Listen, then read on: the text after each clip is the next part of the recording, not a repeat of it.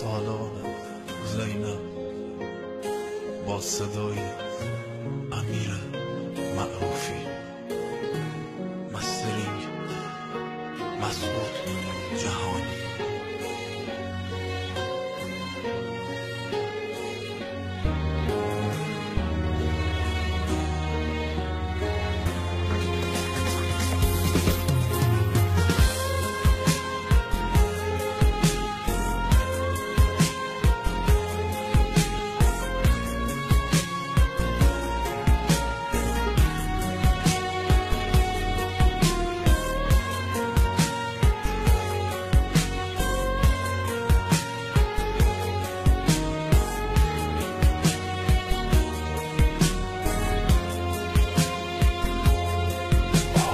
چشمم به بال آروم واسه این روز پر از خون، آهای قلبم به شوق غمگین واسه اون بچه بیجون.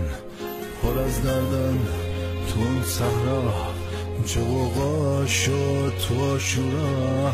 یکی دنبال سر میگشت میونه اون همه سرزار.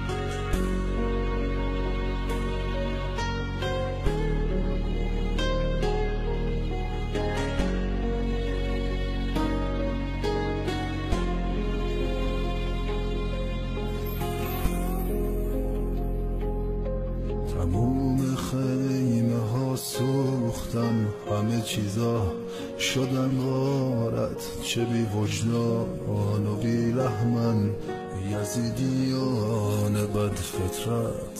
تو این ماتم همش آهه، همش غمگینی شاهه. داره جون میده دست شاه، یه طفل خورده 6 ماهه. سالار